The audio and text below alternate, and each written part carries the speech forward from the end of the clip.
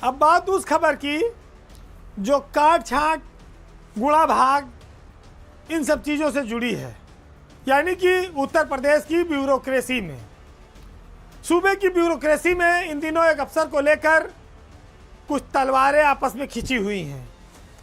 चर्चा इस बात की है कि पंचम तल में किसके नंबर घट रहे हैं, किसके बढ़ रहे हैं, किसका कद छोटा हो रहा है, और इसका अंदाज़ा भी लोग अलग अलग तरीके से लगाते हैं कि मुख्यमंत्री की बैठकों में कौन अफसर बैठता है, कौन अफसर कानून व्यवस्था वाली तस्वीर में दिखाई पड़ता है, पंचम तल वाले जो साहब हैं उनकी गैरहाजिरी में किस विभाग में किस किस पर कार्रवाई होती है।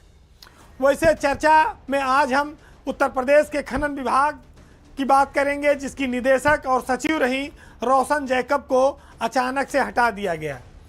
रोशन जैकब पिछले 3-4 सालों से खनन विभाग की मुखिया थी। उनके पास एक साथ 3-3 पद थे, लेकिन खनन का विभाग हटने के बाद अब वह सिर्फ लखनऊ की मंडला आयुक्त बनकर रह गई हैं। रोशन जैकब एक स्वच्छ छवि की अफसर मानी जाती हैं। चर्चा है कि मुख्यमंत्री कार्यालय द्वारा खनन विभाग में कुछ पोस्टिंग को लेके कोई जांच कराई गई। वो जांच में खनन विभाग के जो बड़े अधिकारी रहे हैं, प्रमुख सचिव, आईआईडीसी, इन लोगों का भी कुछ महत्वपूर्ण रोल था, जिसके चलते खनन निदेशक रोशन जैकब को अचानक से उनके पद से हटा दिया गया। ये तबादला ऐसे समय में हुआ जब पंचम तल में शीर्ष प्रशासनिक मुखिया छुट्टी पर थे, लंबे अवकाश पर थे। और चर्चा इस बात की भी है कि जब निदेशक पद से रोशन जैकब को हटाया गया तो फिर उन्होंने सचिव का पद खुद ही छोड़ दिया, क्योंकि वहाँ पर प्रमुख सचिव पहले से मौजूद हैं। 3 सालों से उनका एक छत्र राज था खनन विभाग में। पूरी स्वतंत्रता के साथ वो काम कर रही थी। जब रोशन जैकब निदेशक और सचिव रही तो उनके ऊपर ना तो कोई प्रमुख सचिव रहा, ना एसीएस आया। वो फ्री हैंड काम करती रही। लेकिन अनिल कुमार जब प्रमुख सचिव बनाए गए तब ये बात जरूर आई कि अब रोशन जैकब के ऊपर भी एक अफसर है, और ऐसे में वो निदेशक के तौर पर तो स्वतंत्रतापूर्वक काम कर सकती हैं, लेकिन उसी निर्णय को शासन में सचिव के रूप में अब वो सीधे पारित नहीं कर पाएंगी। उनके ऊपर प्रमुख सचिव है। तो ये कहानी कुछ चलती रही। इसी बीच मुख्यमंत्री द्वारा खनन विभाग की एक समीक्षा लगाई गई। कहानी की स्टार्टिंग यहीं से शुरू हुई विवाद की। जब ये समीक्षा का समय आया तो उसमें सारे अधिकारियों को लेटर जाता है भाई कि आप सारे विभाग के लोग तैयारी के साथ आएँ, मुख्यमंत्री की बैठक है। लेकिन इसी बीच ये लेटर, एक पत्र आईआईडीसी मनोज कुमार सिंह को भी गया और खनन की मीटिंग में प्रतिभाग करने के लिए उनको सूचित किया गया।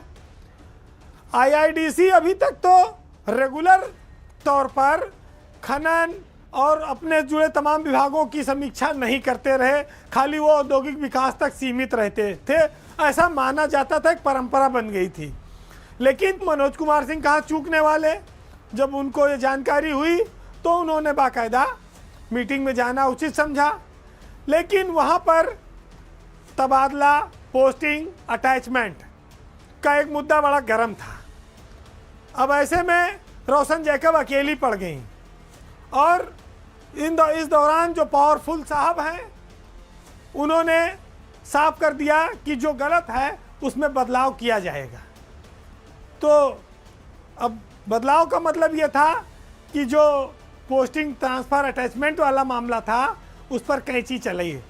सारे अटैचमेंट निरस्त कर दिए गए मुख्यमंत्री के यहाँ से, जिसके बाद ऐसी चर्चा है कि रोशन जैकब और प्रमुख सचिव विभाग के अनिल कुमार के बीच काफ़ी गर्मा गर्म बहस हुई। काफ़ी वाद विवाद की खबरें हैं। हालांकि उस दौरान पंचम तल के शीर्ष अधिकारी लंबी छुट्टी पर थे और रोशन जैकब का बचाव करने वाला कोई नहीं था, जिसका परिणाम यह निकला कि निदेशक पद जाने के साथ ही सचिव पद भी उन्होंने त्याग कर दिया। ब्यूरोक्रेसी में इसे लोग दो बड़े और ताकतवर अफसरों की टसन, लड़ाई और कहा जाए वर्चस्व के तौर पर भी देख रहे हैं। अब बात एक और भाई कि जिसका कानून व्यवस्था से कोई लेना देना नहीं, जो एपीसी है, आईआईडीसी है, वो लैंड ऑर्डर की मीटिंग में उनकी फ़ोटो आई। फ़ोटो पर भी ये पता चला कि साहब काफ़ी पावरफुल हैं और मुख्यमंत्री की भी पसंद बनते जा रहे हैं, और यही वजह है कि उनका महत्व लगातार बढ़ा है। जब मनोज कुमार सिंह किसी विभाग का सुपरविज़न करते हैं तो वो काफ़ी क्लियरिटी के साथ काम करते हैं।